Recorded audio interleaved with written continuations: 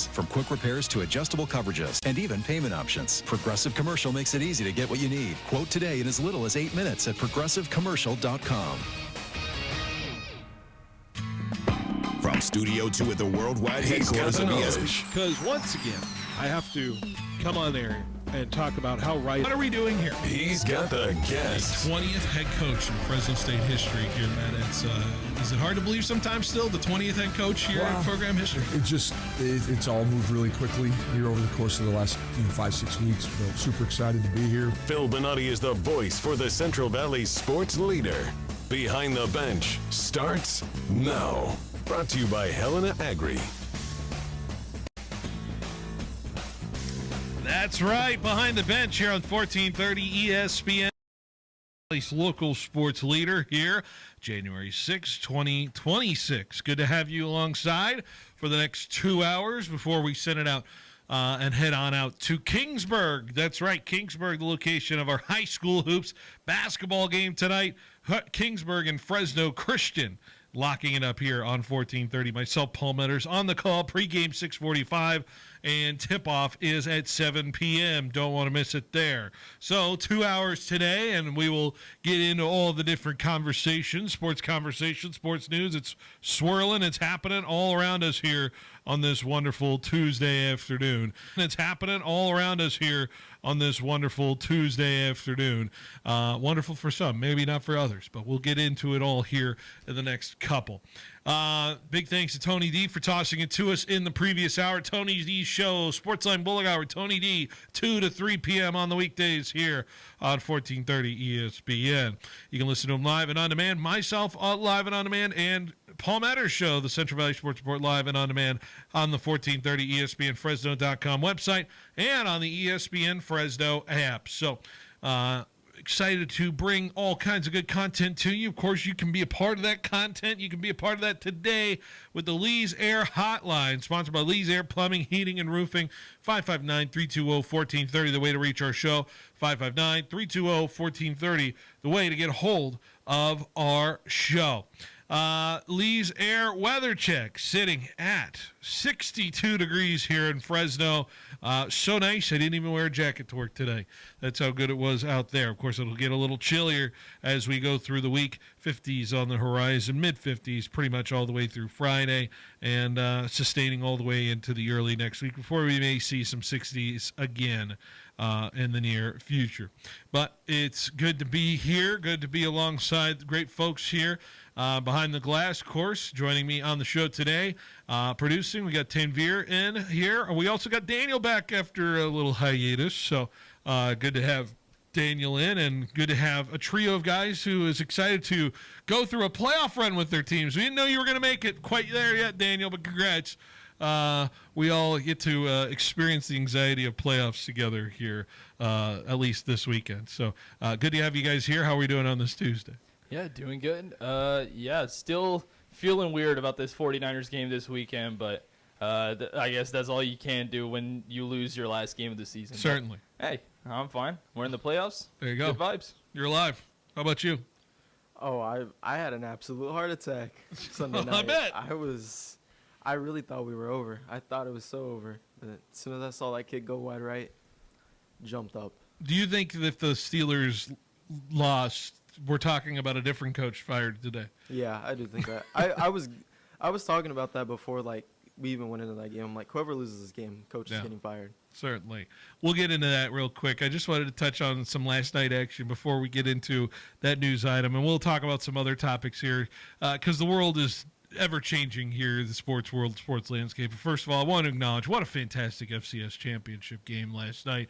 Montana State winning for the first time since 1984, a national title. The Heartbreak, Bobcats? Heartbreak Bobcats out there beating Cinderella, Illinois State. I didn't know who I was kind of rooting for when we got to the nitty-gritty of the game, but to lose an extra point in overtime, that's got to be devastating. Guys, catch any of the game last night? I'm sure you did. What were your thoughts real quick on FCS championship? Yeah, I think that this was a crazy game if you watched it.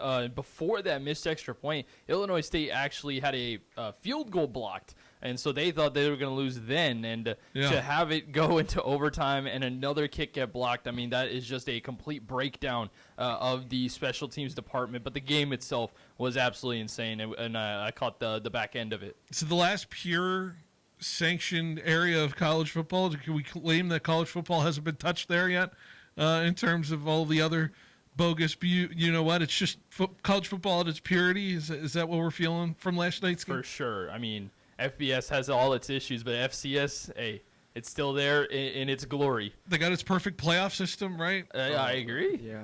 They got how many teams? 12? 24 teams. Yeah. 24 yeah, teams. 12 into the gotcha. Because you got your play-ins into the top 8, and then the top 8. And why don't we just do that? Exactly. No, because then you'll get teams outside the top 25 Oh, complaining why. boo-hoo, boo-hoo. Then we're litigating like 7-4 Iowa trying to make the playoff over like whoever, like 10-2 New Mexico, right? It's just it's going to be an interesting conversation. But anyways, things can't get complicated for the NCAA. They don't want that. All right, big news when we came on the show about 40 minutes ago. John Harbaugh fired by the Ravens today. Mutually parting ways, but you would like to believe that I think John Harbaugh wasn't mutually agreeant in that kind of departure. But here we are. That top sports story brought to you by Valley Pure. So Harbaugh out as the Ravens head coach, and another tweet from Adam Schefter is saying this about John Harbaugh. As John Harbaugh is expected to emerge as a favorite for the head coaching job of the New York Giants, Harbaugh will be in demand for many teams, not just the Giants, and I would imagine those many teams would include one of the teams you could listen to here on the season, the Las Vegas Raiders, which just wrapped up their season at 3-14, number 1 overall pick, top tier at least prospect-wise running back, a pass rusher that I think at least in some parts, if you get a right coach in there, could be convinced he could be an asset for this team moving forward, or certainly things could change along with that as well. But the curiosity that I have for this move for the Ravens, which I'll say this, am I shocked? No. Am I surprised? A little bit. I just didn't think I would live in a world where I see that go down for John Harbaugh.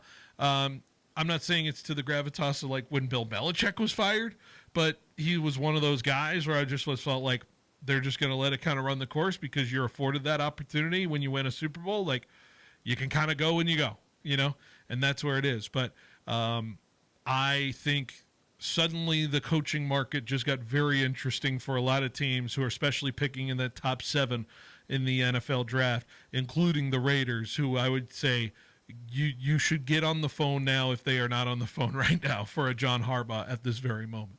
Yeah, I mean, there are two kinds of departures when you're talking about coaches. I think this kind of falls in line of you have a good coach, but you haven't been able to win it, and that's the ultimate prize at the end of the tunnel, right? With this Ravens team, with the roster that they had, especially 2 years ago when they lost the conference championship, I think that really took a toll on his image, I would say, and I think that this is the right move for the Ravens, even though they did still let go of a good coach. Now, for the Raiders, I said it yesterday, I think the Raiders need a young coach that will be able to instill a spark into that organization, not necessarily a head coach that has done it before. Because a Liam Cohen type, you're thinking? Exactly, like a Liam Cohen type, or even to an extent a Dave Canales type coach. But if that's the best coach out there, I guess the Raiders will have to do it. I just feel they need somebody that is a little bit younger. What do you think, Harbaugh, who sounds like he is not waiting to not be a head coach? He is going to try to be a head coach within, I would say, what's the over? If I put the over under on John Harbaugh hired by Friday, is that it? Like, I think it'll be a little too quick, but I would not be shocked if he is. Yeah. Because he probably is the biggest name on the market right now. Certainly. So Daniel, when you've rooted against them, 40 times in your life as a Steeler fan in certain amount of games played, I would imagine you're glad he's out of the division, one, first off. And then the other interesting aspect of it is, what kind of coach can he be in this next step for him? He reminds me kind of like it'll be the Sean Payton translation in terms of where he'll go next. I think Sean Payton certainly will be an example of what John Harbaugh can be, as opposed to maybe the Pete Carroll second tier of it. I would imagine that's going to be kind of where it will go. Yeah, I mean, I never hated the guy. I mean, he's the coach. I had no reason to really hate him. Mm-hmm. I mean, I think he still was good for the Ravens. Like, no matter what, he still did good things for the Ravens. But Yeah. him being out of the division is definitely a lot better. But with where he goes, I think it'll benefit him and that team more than anything he would have got with Baltimore anymore. Because I feel like his days were running out with Baltimore. So, I'm curious how many people will come running for that Baltimore job now. And I would imagine a lot of people will want to start running for that Baltimore job, which is, I would say, we haven't had a job like this in quite some time. Like, I know the Falcons and the Ravens records are identical, but you got to imagine infinitely better. That situation is something that you can work with, especially with what Lamar has been, at least in the outset of what he has been in the last few years, as opposed to the more recent this year. But I'm going to find that kind of chase interesting when it comes to who wants to put their hat in the ring when it comes to that kind of job as well. But this job market, this one where we see the cycle of the teams that are involved, a lot at the top of the draft, so there's a lot of uncertainty of what those teams will do, a lot of uncertainty of where those trading opportunities could be, who's jockeying to what positions. Like, I wonder if we could have done it today or maybe tomorrow. Maybe we do it tomorrow. Like, we rank the jobs. Like, what are the jobs available in terms of that? And what jobs would you most covet if you're a head coaching candidate in that sense? And it seems like we're at a point where these coaching candidates can certainly dictate where they go. I do recall Liam Cohen was once hired as the Jags, and then he said no for a few days, and then things changed in the demands of that hiring, and Liam Cohen got what he wanted, and now Liam Cohen is getting what he wants with 13-4 and a third seed with the Jacksonville Jaguars. So I think the practices of hiring coaches is going to be much different this cycle, and I think it's going to be very interesting to see how it all develops. But there's also this article that came out on ESPN. I don't know if you saw about this Raiders dysfunction as well, and what kind of story that's going to tell these coaches when it comes to how that is developing. And I think we all know the Raiders outwardly feel like a dysfunctional franchise, but to see it so on the record right now, I'm curious if that is something that affects the hiring process for the Raiders, who are probably going to have to save face in what this article, I don't know if you guys saw what I'm talking about, that came out this morning about the Raiders and the way they operate. Yeah, that's why I don't really see this as the greatest fit. I mean, if we're talking about the openings, there's 7 openings right now in the league. Baltimore is the best team available. Now, it depends, does that coach want to really get a higher draft pick, or do they want a team that's already ready right now and ready to go for a playoff run? But from the Raiders' perspective, yeah, if we're talking about dysfunction, I don't know where John Harbaugh will be able to come in and sweep all that and still be able to win games at the end of the day, because we've seen this Raiders team not be able to do that for quite a while. They've only had 2 playoff appearances since 2010, and it's just not what this team needs. For a team that has been so, I mean, let's just face it, so bad for so long, I think that John Harbaugh will have a very tough time in that organization, especially with the dysfunction that is in there. I don't know where the quick fix is. I don't know what kind of coach it is in terms of the Raiders, but clearly there just cannot be another one-and-done situation. It is, I guess, is the Raider hiring, like, if you're a coach of the Raiders, do you feel like it's the most secure job right now? Because they know if the Raiders just try to one-and-done another guy, it's just going to get to the beyond level of absurdity with that franchise in terms of it. I got to imagine if I'm a coach for the Raiders, if I'm being hired right now for that franchise, I know I got like 4 years of job security with that group, at least in that sense. But is that conducive to success with what it can develop?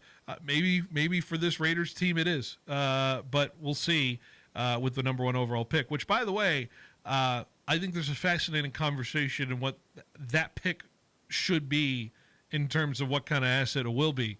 I'm not married to the idea of the slam dunk Fernando Mendoza drafting pick of that side of things, but I could get to that in another day. I don't want to do a draft preview 2 days after the season ended, but I think there's a number of different multiple variables involving the Raiders here. And another big one just kind of landed on their doorstep with the John Harbaugh firing and what that means and what they're probably going to be competing against now, knowing that there's more openings out there, including that Ravens side. I'm wondering what domino needs to fall first in the head coaching gigs that has to fall first for then other jobs to start filing in what they have. Because typically it feels like a little bit of a reactionary thing when the first job gets hired, then we start finding out what goes on. And I think everyone wants to wait to see what happens with the Ravens before anything else. But I wonder what you guys think on that. I was gonna bring this up. What if he decides to go the route his brother took, goes back to college and wins a chip? Go back to college? Take a program up, have him win a chip again, then go back to the NFL. Has John ever coached in college? No, I don't know. I also think that college nowadays is a much different animal. That I feel there are certain coaches that will be college coaches and certain coaches that will be NFL coaches. I feel like there's less of a crossover, in my opinion, in that scenario. But I think John Harbaugh still has the ability to be a coach. It's just what are his goals and what are the goals of the team that is hiring. I think if we're talking about a team that has some young players right now, and can use a veteran presence, I think New York, I think could be a cool option for John Harbaugh. You have guys like Malik Neighbors and Jackson Dart and Cam Scadaboo there. You have some weapons on the defensive side too, and I think that's a much more ready team in a worse position that can make a leap next year and can use John Harbaugh's veteran presence.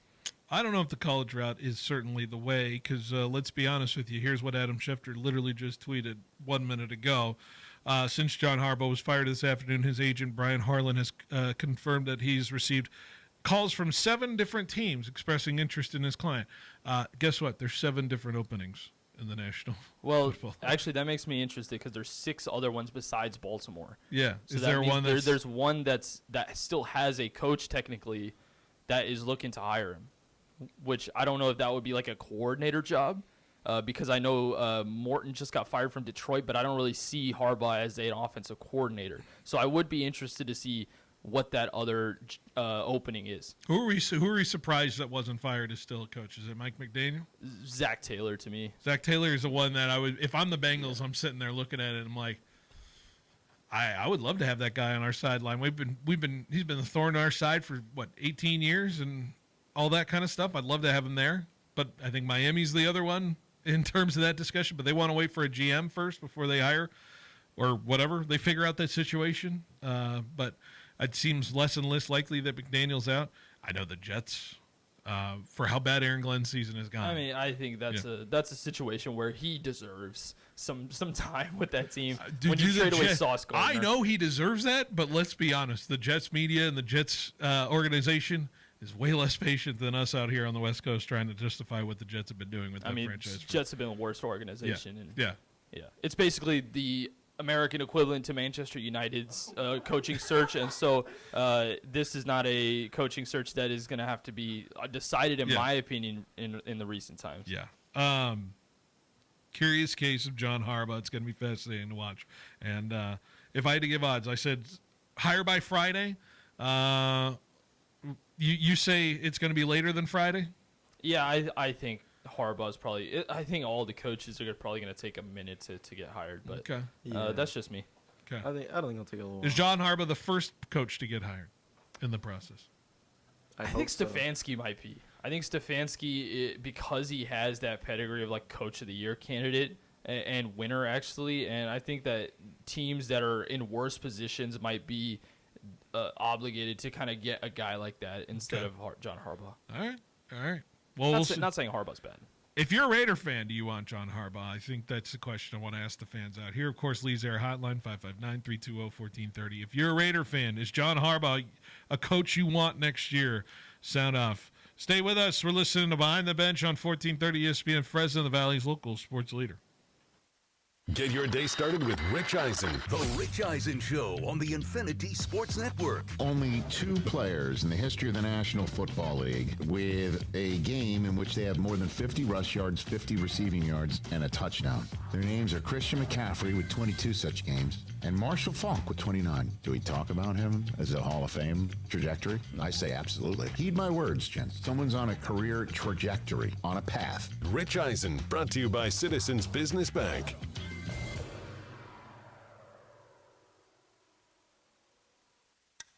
Are you tired of waiting forever for your prescriptions? Grizzly Pharmacy is here to tame your healthcare needs. We fill most prescriptions in 15 minutes or less, always accepting new patients, and enjoy free delivery to your home or workplace in Fresno and Clovis. We accept all major insurance, including Medi-Cal, Blue Cross, and Optum Rx. For our Fresno location, please call 559-424-0423 or visit grizzlypharmacy.com for more information.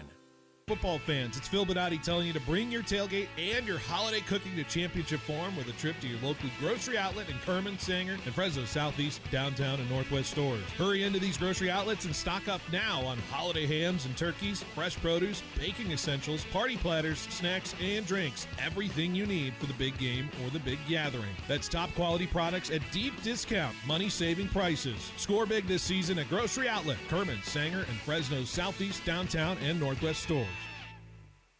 Fresno, come taste what everyone's talking about at Chopped Cheese Bodega on the northwest corner of Blackstone and Bullard next to the 7-Eleven. And now get that authentic East Coast chopped cheese even faster. Just call in your order and pick it up ready to go. Try the original Bodega chopped cheese or the Philly chopped cheese, both served with crispy fries and house-made sauces that hit just right. Or switch it up with the famous chopped cheese Doritos Nachos. Follow at Chopped Cheese Fresno on Instagram to see the full menu. Real meat, real cheese, real good. Chopped Cheese Bodega, Bullard and Blackstone. Back the birds, Fresno. Don't miss another week of Fresno Pacific University Sunbirds action at the Special Event Center. Dribbling with the left hand. She's going to fire another three. That one good as well. 3 straight threes on 3 straight possessions. All games are just $10 for fans 18 and older, 17 and under get in free. Back the birds, Fresno. Catch both men's and women's basketball before the season wraps up. Don't miss the excitement. For schedule and ticket information, visit fpuathletics.com today. See you there.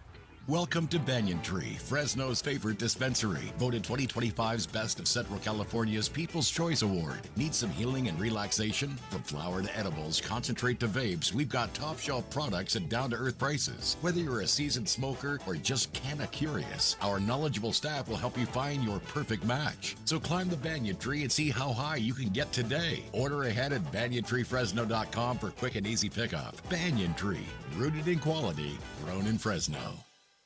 Finding great people to hire is like trying to find a needle in a haystack. It's pretty difficult, right? Well, ZipRecruiter has mastered finding a needle in a haystack, so they take it to the next level. They make hiring so simple that it's like finding a needle in a needle stack. And that's why you should try ZipRecruiter for free at ziprecruiter.com/free. Here's what it's like to use ZipRecruiter. They have so many qualified candidates that it's easier to find the right ones for your roles. In fact, 4 out of 5 employers who post on ZipRecruiter get a quality candidate within the first day. That's a lot of needles. So how do they do it? ZipRecruiter's powerful technology sends you candidates who are a great match for your job, and you can even invite your top choices to apply. So if you want less hay and more needles, head to ZipRecruiter. And right now, you can try ZipRecruiter for free. That's right, free. At ZipRecruiter.com/free. That's ZipRecruiter.com/FREE. ZipRecruiter.com/free. ZipRecruiter, the smartest way to hire.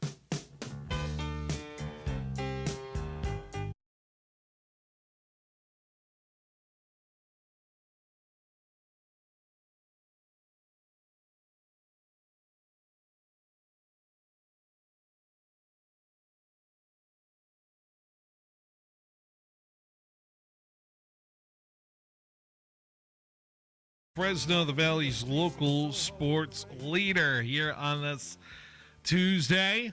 We've got a lot of things to catch up with, especially in the sports world. We were gone for quite some time over the last couple of weeks, and so it's kind of catch-up week for us in terms of the storylines. And I want to get local here a little bit with the Fresno State Bulldogs, of course. Wanted to get us caught up on what we may have missed with the men's basketball team, of course, and they are on the road tonight as they take on San Jose State. That's at 7 o'clock in San Jose. Both teams 0-3 in the Mountain West. Both teams looking for their first Mountain West win of the season. And both teams are looking to avoid a continued slide in the L column. Certainly that one's frustration amounting now for both of these teams in terms of that. The Dogs have been very close to winning some basketball games here over the last couple times, including on Saturday when they lost by 1 to Reno. And it continues to go along this trend of the close but no cigar Bulldogs here, that which, by the way, I don't think they've won in over a month now. Last time they won was against Pepperdine. Yeah, and we remember that Pepperdine game fondly. It was a great one. The crazy, ridiculous run that happened in that second half, which may never, ever be repeated, I think, historically for Fresno State in some form or fashion. This game feels must-win for all intents and purposes tonight if we want to go to the basketball side of things. I don't have any other words to mince in this statement than you got to win this tonight. You cannot let this one drop. You cannot let this one go. This is a team you have to beat. This is a team you should beat. This is a team you take care of business. I don't want any sort of shenanigan, close game at the end situation. This Bulldog team needs to show improvement, needs to show a step forward, and a game like this tonight certainly has to have the stamp of that, in my opinion. I have had the patience for quite some time with this basketball team. I like to believe in the system that Vance Wahlberg has put in, but it's a tough stretch to open, obviously, with what we've had in the Mountain West with the 3 teams they've faced, and they've played single-digit losses at home against the last 2 opponents, who, by the way, were at the very top of the Mountain West at this moment as we speak with Utah State and Nevada.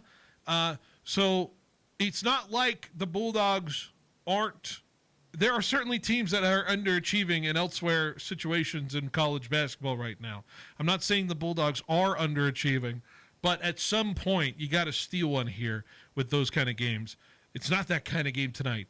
And my worry is this Bulldog team can't show up when it is the time when they're supposed to win. So they don't have many games where they go in and they feel like that. But last time I felt like this was the Bakersfield game at Selland Arena, which I frankly believe a game that I think a lot of Bulldog fans obviously wanted them to win. Kind of felt like a game that the Bulldogs really needed to win. They got to make it up with this game tonight up in the Bay against San Jose State. Yeah, as you said, close losses against the 2 best teams in the Mountain West this year in Nevada. But this is a game where you got to win. You're ahead of this team in San Jose State in terms of record. Yes, you have not played that well over the last 6 games, but this is a team that you should beat. And in terms of progress, we're talking about wins against San Jose State, a team that Fresno State should be better than. And so I think that I am a little bit worried that because they were playing up to their opponent over the last couple of weeks, that hopefully they don't, but they might play down and not play that great of a game against the San Jose State Spartans. But again, this is a must-win victory to show any semblance of progress, as we tried to think that they had at the start of the year. They were 8 for 19 from three-point range in that game last against Nevada. Nevada shot just 6 for 21. Their defensive side, the defensive pressure, I think that the Bulldogs have been able to provide, at least I think has been serviceable for this Bulldog team in terms of it. The problem is the bench production for Fresno State is diminished to a point of almost irrelevance. Tanvir, you want to guess how many points the bench scored in their game against Nevada? Let's hear it. 1. Goodness. 1 point. That is not good enough. Sebastian Ribert with a free throw. So I think we were talking about it in the preseason in the non-conference. I was like, wow, look at all these guys scoring in different ways, and we've got guys contributing.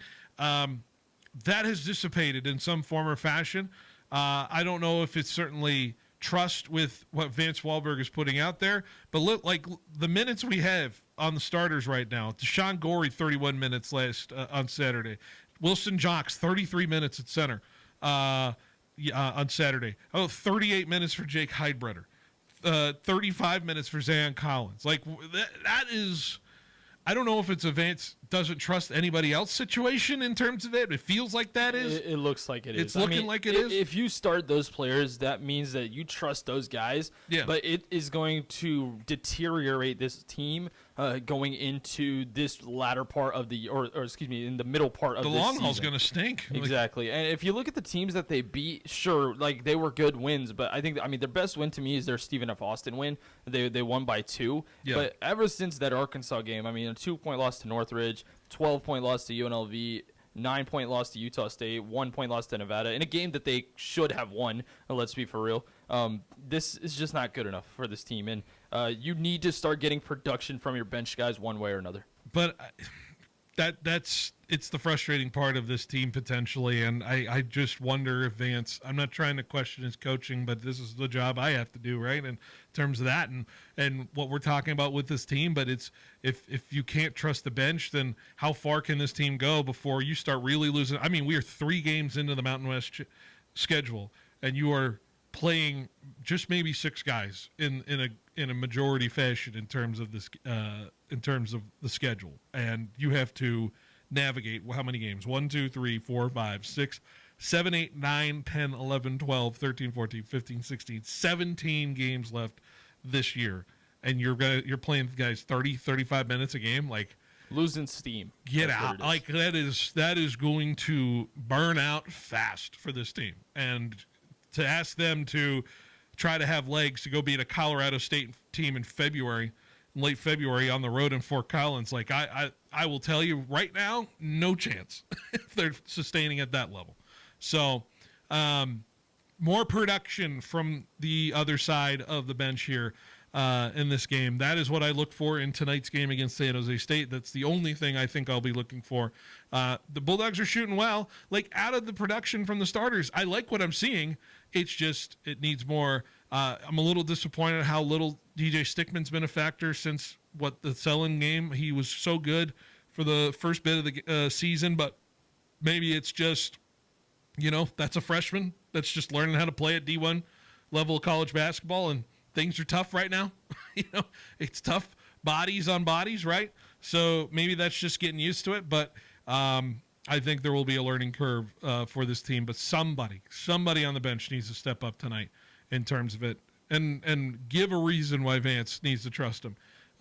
Coach Wahlberg needs to trust him in a game like this tonight. So that's what we look forward to with the game against San Jose State. Any other thoughts on the? Yeah, you hit the nail on the head. Like, you only have 2 players averaging over 10 points a game. You're going to play against the San Jose State team who currently have 4 players above 10 points a game. You're getting a couple of good production of above 5 points a game from 4 other guys. And so they just need another scorer on this team. Not only are you just bottlenecking yourself to these 2 players when you are trying to score, but this is going to allow defenses to really pick up on guys like Jake Heidbreder and Zayon Collins to defend them well, right? And so that's the issue that I see with this Fresno State team. Yeah. We'll see how it plays out. Boy, don't lose tonight. Yeah, 1.5 point underdogs. I think they could beat They're them. Underdogs tonight? They are underdogs tonight. Oh boy. All right. That doesn't make me feel good at all. All right.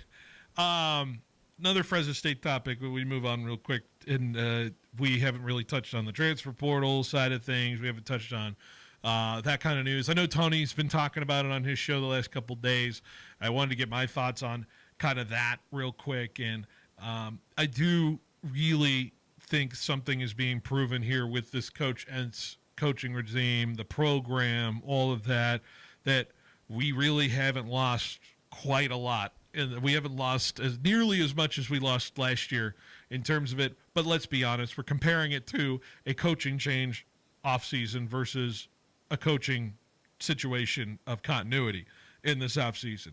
The one real big name, Jake Tarwater now, which I believe he is officially going to Texas A&M as a tight end, Good for him. That's kind of where I feel about it. I think people should feel that way about it too, because I think Tarwater's a very good tight end up there. And, Richie Anderson. Richie Anderson is the name. Tarwater's different. Sorry, Richie Anderson's the one that's going in. I'm correcting myself there. Outside of that, we're seeing Josiah Freeman get an extra year of eligibility. I'm very excited about that because I think he may have somewhat unlocked something for himself in that bowl game. A week and a half ago against who they play? NIU. Miami. Oh, sorry, Miami. Yeah, I don't know why I said NIU. Miami. That's on me. And then the main question is how deep you go into the transfer portal for any sort of stopgap quarterback situation. And what I am feeling from the lack of movement is I think we have the room we have going into 2026 with what is in front of us, which sounds like Conklin is still in the mix. Mandel is trying to rehab to it. And then the two freshmen who are enrolling early, who I believe are starting classes next week for Fresno State. And it's going to be an interesting room to watch develop. And the spring battle will be one of the more interesting spring battles I think we've had in quite some time at that Fresno State football program. Yeah, there is something to say as well. Like, I do hope that there are more transfers actually coming in. Currently, I think on one, it just says that we have one.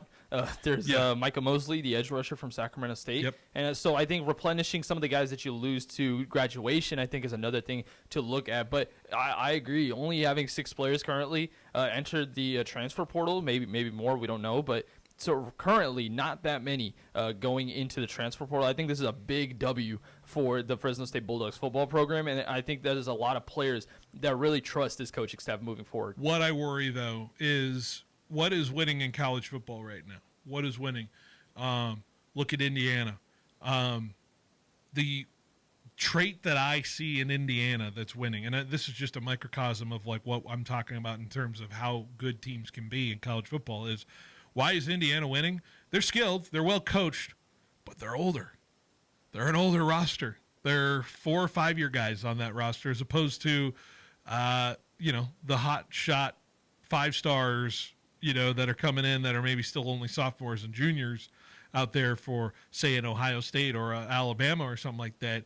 But the bodies are just a little bit bigger. I worry about this because I think Fresno State will have a young roster next year. There's not going to be a large senior class next year on this roster.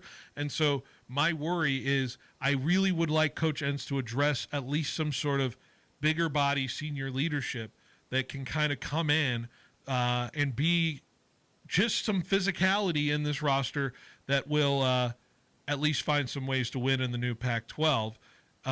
Coach Entz said it himself that the biggest man wins. That's what his goal is in terms of recruiting inside of the transfer portal as well as recruiting at the high school level. And so this is the next thing I'm looking for in the transfer portal. That's the anxiety I'm having right now about this roster is there enough seniors? Is there enough 5-year guys who are looking to end their career in a really good way? Like who are some of the guys I'm thinking that came in last year that were like Finn Claypool is a guy I kind of think of that was like that, or Jaden Pearson I think was kind of that same similar kind of guy like that. But just to name a few, the physicality. Say that again. Avit. Yeah, Avit as well. I think Avit's back actually. Yeah, Pearson came through from the transfer portal. Yeah. Tierney. Ethan Tierney. Yeah. We're losing Braca to graduation. You're losing Azilian Hamilton, which is a big loss in terms of that side as well. So those are the names that I look to, and I'm like, you got to find guys who are just maybe not at the highest level of what you're looking for, but at least in terms of the experience and the mileage, I'd rather take those guys. And I worry that we're missing the boat just a little bit in the transfer portal on that kind of look of our roster for Fresno State. It's a good roster. It's going to be a really good roster in 2 years. You want to win the Pac-12 now, though. That's the point of it. And so that's what I'm paying attention to the next week or two when this transfer portal window closes.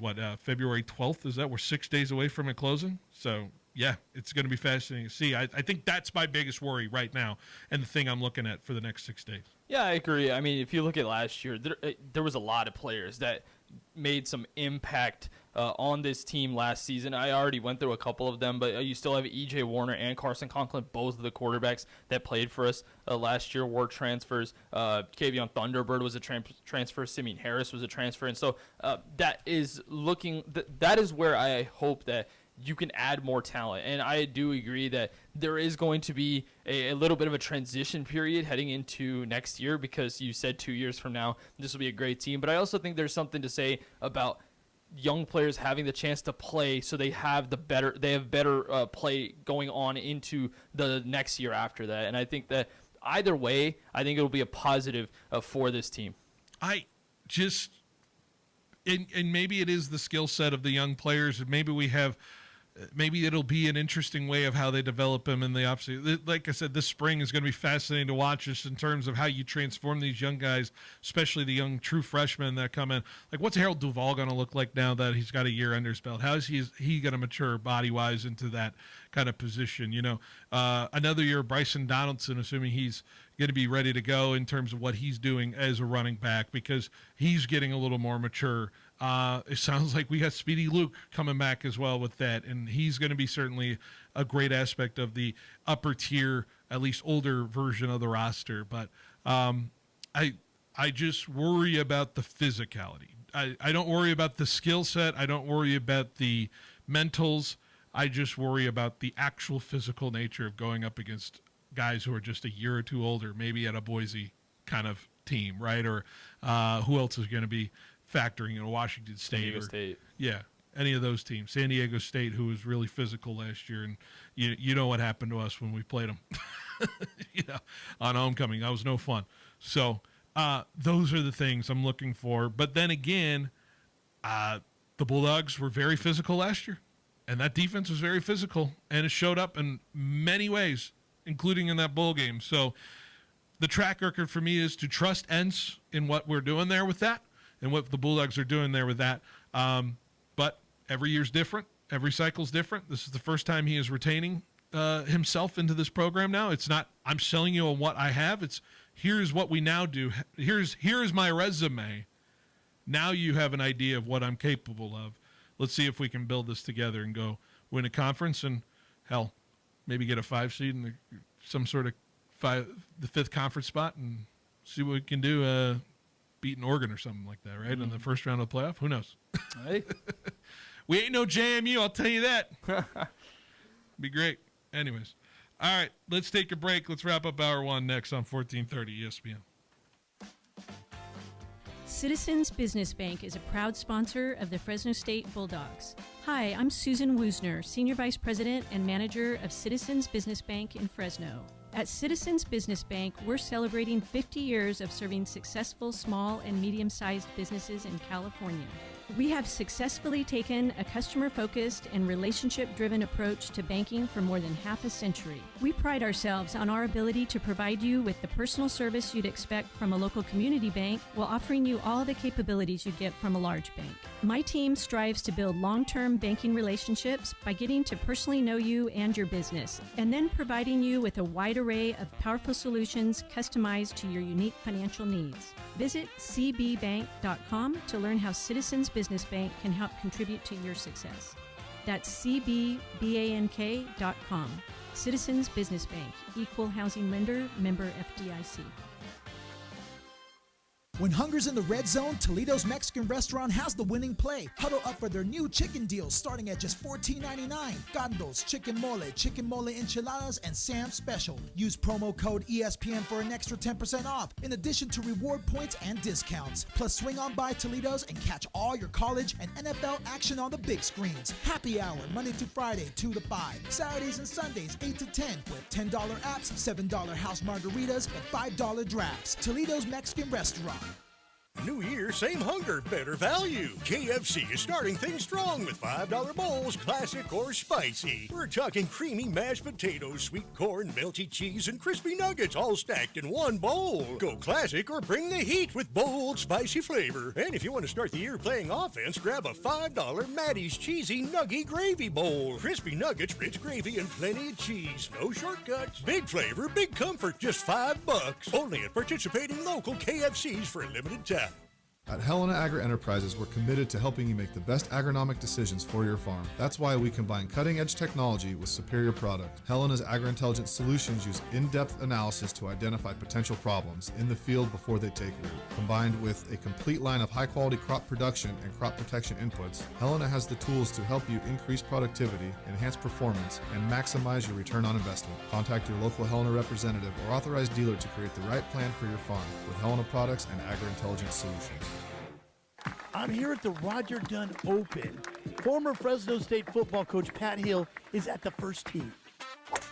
Hey, it's a fairway hit. Yeah, but that's the wrong fairway, Coach. I need to buy a golf game. Coach, I really think you need a Roger Dunn makeover. When you buy a game at Roger Dunn, you can play anybody, anytime, anywhere. This is the old coach, Pat Hill. I bought this 7-iron at Roger Dunn Golf. Number 8 at Tehama, 162 yards out. Eagle, baby! Every morning, we rise and shine, make breakfast, and brush away the night's rest. These routines help us start the day off right. Nature-Made vitamins are a simple step in that daily care regimen. Multivitamins with daily essentials, clinically studied probiotics for gut health support, magnesium to help relax the body. Nature-Made is made to care for you every day. These statements have not been evaluated by the Food and Drug Administration. These products are not intended to diagnose, treat, cure, or prevent any disease. Progressive knows RV owners like to travel at a nice, relaxing pace. Just like this commercial. They're not rushing to a departure gate at the airport because they depart from their driveway. And they can relax even more knowing they're protected by Progressive. Now here comes the fast part. Progressive Casualty Insurance Company and Affiliates.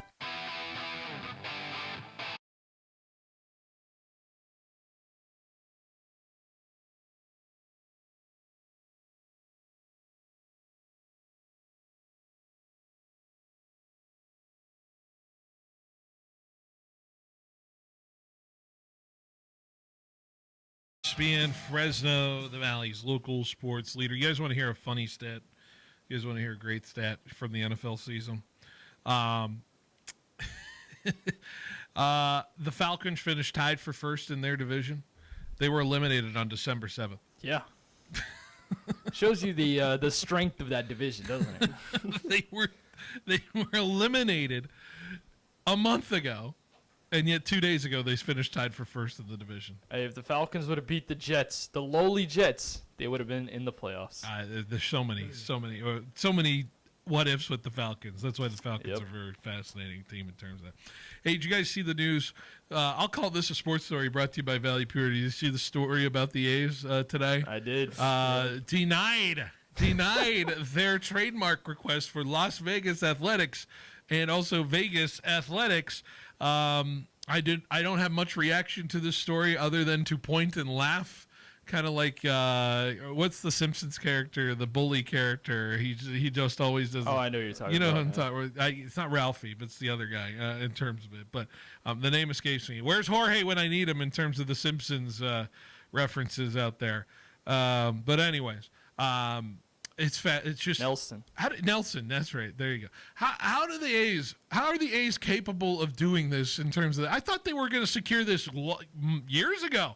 Isn't that what your job was when you had the first idea of moving to Las Vegas, was to secure the name? Can I say this is karma? I mean, I feel like this is karma. And to not have that in your pocket for years when you knew you were going to go to Vegas is quite hilarious. It's objectively just another step into why we make fun of what the A's do and how the A's operate, which is unfortunate because I like the team. Oh, I like some of their players I too. like the players on the team, and I kind of think they're going to be spicy next year. Can I say the equivalent? Go ahead. I feel like this is the equivalent of the Cowboys. Yeah. In terms of, I like some of their players, but my goodness, do they have some bad karma? Yeah. I think the Bengals. The Bengals are up there. Yeah. But I feel like the Bengals just make me mad because those are active decisions that are being made. You know what? No, you are right. I think it is the Bengals. The A's are the Bengals. Yeah, there you go. Yeah, I'm trying to think of what the equivalent of the Cowboys is in baseball terms, and can't quite go Yankees. The Mets. The Mets are good. The Mets are very good in terms of that. Wait, you said the oh, I thought you meant the. Okay, I get what you're saying. No, honestly, I would defend your almost honor. say- There you go. No, I'm gonna agree with you. I would almost say the Yankees. Yeah. Just because similar with a very historically good team. I mean, how long ago was 2009? Like, I mean, if you really want to get into it, I guess you could say the Yankees or the Steelers. No, we're not doing that. Don't be. I'm not disagree. letting you own all of that. No, because look, I'm not letting you make people feel bad about you. We're muting this man right now. Get out of here. Get out of here, Daniel. Let's do a daily spread brought to you by Chick-Chansey Gold Resort Casino. Chick-Chansey, of course, if you're not trying your luck with your teams, try your luck up the mountain with Chick-Chansey Gold Resort and Casino today. Hey, the Lakers are in a start of a back-to-back tonight, by the way. Just wanted to touch on them. They're going to get going here in the next hour or so. Lakers are kind of been on a little bit of a skid of late. They played New Orleans. They're a 5.5-point favorite in New Orleans in NOLA. Are you guys, if I'm a Lakers fan and where we're going with this, are you a little worried of how the Lakers have been playing of late? I know they bounced back against the Grizzlies the last couple, but a Pistons team comes in and kind of handles them there.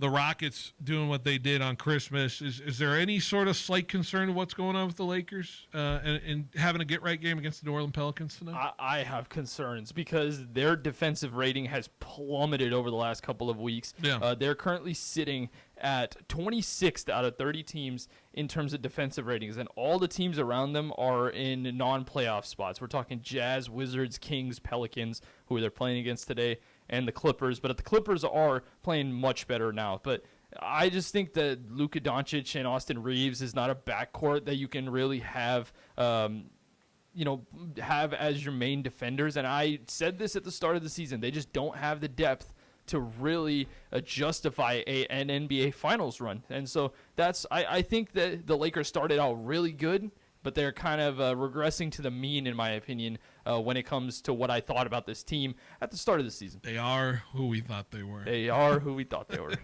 Luka, 4 straight games now with 30-plus points, 5 assists, 5 rebounds. His 19th total game this season, which are the most of the NBA. Jokic is second with 13 of those kind of games. Only one player has a 5-game streak of that this season, and that was Luka himself. He went 9 straight with that stat line, 30-plus points, 5 assists, 5 rebounds. I know he's not.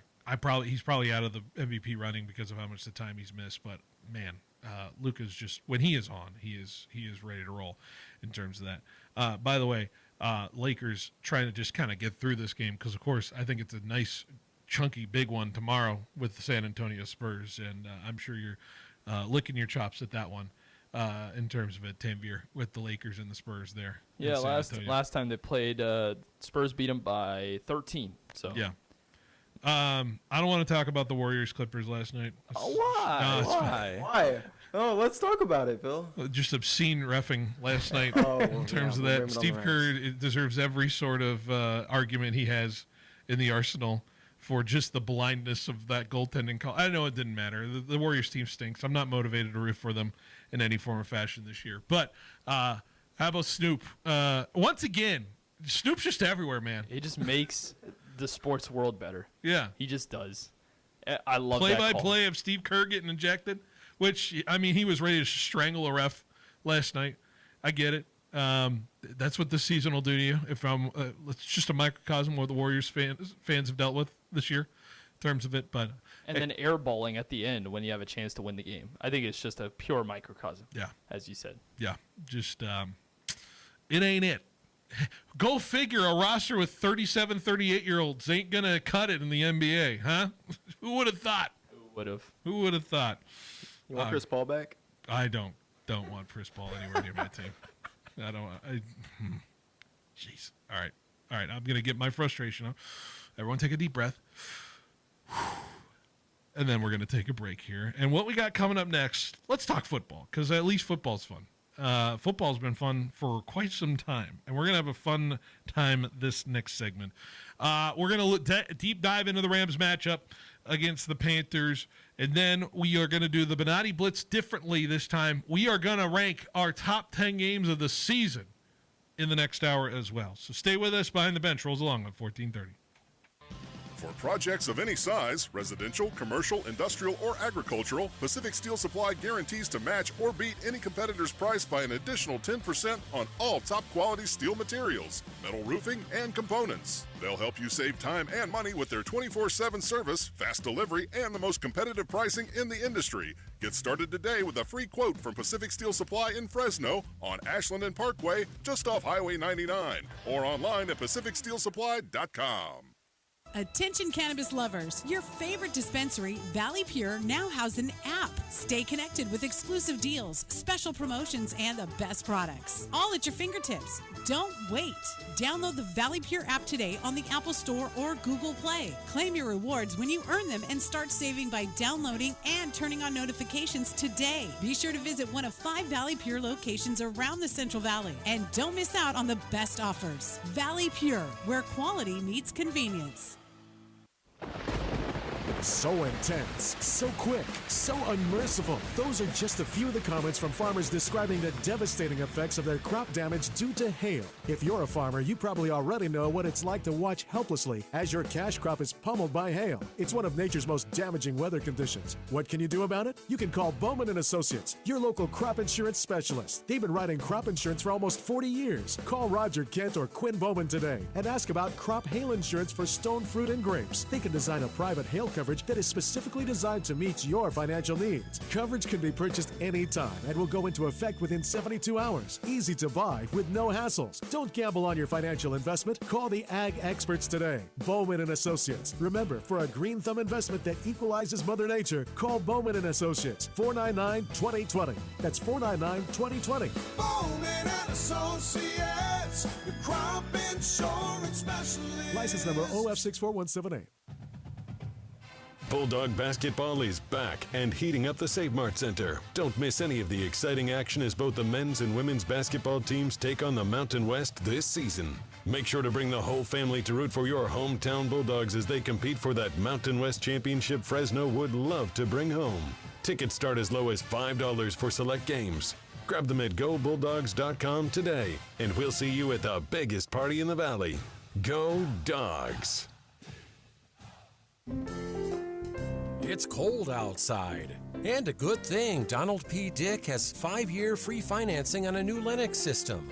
That's 0% financing and up to 30% energy savings. This isn't a system that costs. It pays. Get 54 years of experience, 12 People's Choice Awards, and Lennox, the best-selling system in the Valley. Affordable, high-quality Lennox. And 5 years of free financing from Donald P. Dick. Call 255-1644.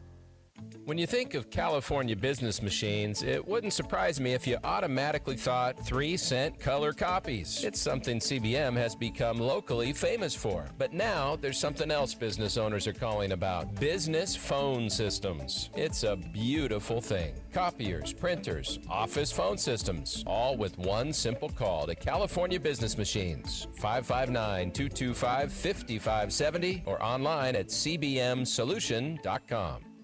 Progressive knows RV owners like to travel at a nice, relaxing pace. Just like this commercial. They're not rushing to a departure gate at the airport because they depart from their driveway. And they can relax even more knowing they're protected by Progressive. Now here comes the fast part. Progressive Casualty Insurance Company and Affiliates. You're listening to the home of the San Francisco Giants, KFIG Fresno, 1430 ESPN.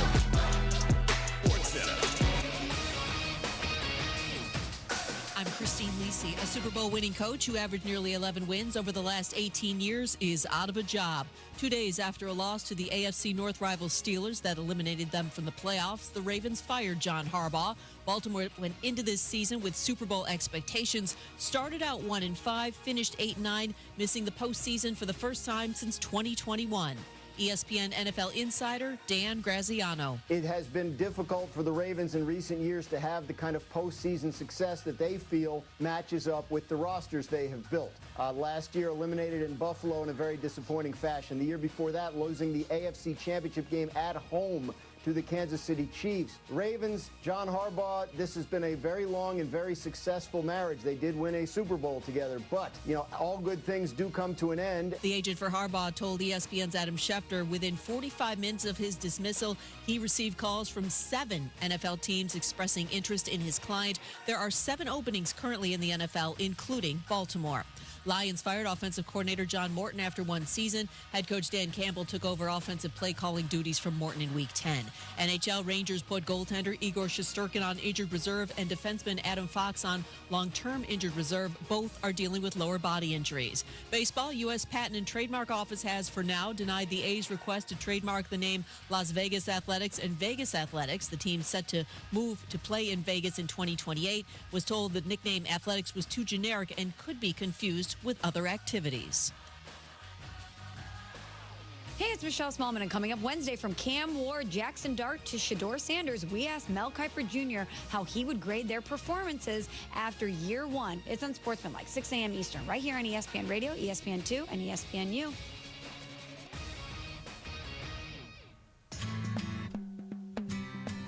He's got the knowledge. Because once again, I have to come on there and talk about how right I am once again in anything that it comes to sports. He's got the questions. I'm going to lose it. Are you kidding me? What are we doing here? He's got the guest. 20th head coach in Fresno State history here, man. Is it hard to believe sometimes still, the 20th head coach here in program history? It's all moved really quickly here over the course of the last 5-6 weeks, but super excited to be here. Phil Bonatti is the voice for the Central Valley sports leader. Behind the Bench starts now. Brought to you by Helena Agri. That's right. Behind the Bench here on 1430 ESPN Fresno, the Valley's local sports leader, here on this wonderful Tuesday. It's January 6, 2026, and we are one more hour before we send it off to the network and then come back for some high school hoops tonight, live from Kingsburg. That's right. We're going to be in Kingsburg tonight for a battle between Fresno Christian and Kingsburg High. Myself and Paul Metters on the call. Should be a good one tonight. Can't wait for it. All right, let's talk one of the playoff matchups. Yeah, it's playoff time, so we're going to be talking about it here. I want to get to a team that we haven't had a chance to talk about for a little bit now, but I'm ready to talk about them here because I think they are right now the de facto, outside of the Seahawks, the Rams right now are the de facto favorite to win a Super Bowl, get to Santa Clara, and play for a title. And they play and open up the playoffs with a matchup with the Carolina Panthers, a team that, didn't confidently set themselves up into this playoff run. With what, they lost 2 straight, right, to close out the season, and somehow are in that fashion. Currently, the Panthers are 10-point underdogs in the playoffs as a home team. Only one other instance has there been a home dog that was 10-point underdogs. Can you name that other team? Do you have a guess on the only other time in NFL history we had a 10-point underdog at home in the playoffs? There's 2 that come to mind for me. It's the Seahawks versus the Saints. That's the one. Okay. Bingo. And guess who won? Seattle. That 10-point underdog. With Seattle, the Beastquake. Yeah, the Beastquake. 41-36, a redonkulous game in 2010. I remember watching. Man, what a crazy game that was. I loved that game so much, and I was I think I was a junior in high school. This is going to date me so much right now. But back in 2010, you could just purchase full games on iTunes. Interesting. And you could watch the video of it. So how much you buy it for? It was like $3. Okay. Wow. To just own the entire replay of the Rams, or excuse me, of the Seahawks Saints game, because I loved it so much. Did you get all 22 or no? No, you just get the broadcast. Oh. You just get a replay of the broadcast. I didn't have the TiVo, but I had the iPod video back in 2010. I had the first season of Heroes on that thing. Man, we were rolling. Beautiful. So some random stuff, including a replay of that. But anyways, Rams and Panthers are in that exact same scenario, except the Rams aren't a defending Super Bowl champ like the Saints were. Outside of that, though, is there any realm of possibility that this game could go that similar case? Well, of course it certainly is. There is a realm of possibility because let's be honest with ourselves. Back in week 13, those Carolina Panthers did beat those Los Angeles Rams. And I think the number one question is what went wrong for the Rams in that game, and I think it certainly is the idea that there's only one stat line I look at and how the Panthers were able to overcome their opponent, and that is 3 turnovers from the Rams side to no turnovers for the Panthers side. And it's the perfect game script that the Panthers had to run in order for them to beat a high potent Rams team in Carolina. Will we get a repeat of that is the question you have to ask yourself when we get ahead of what Saturday's 1 o'clock game will look like. But guys, when we look at this matchup and what we feel, everything tells us this matchup should go the way in the favor of LA. But then we saw the example of what happened not even 6 weeks ago. And is there any hesitancy to feel confident if you're a Rams fan going into this game? I mean, I think that the Rams should be more than confident. I think you're playing this team again. Yes, you did lose to that team, but I feel like this Rams team has more playoff experience, and they will lock in and be able to win this game.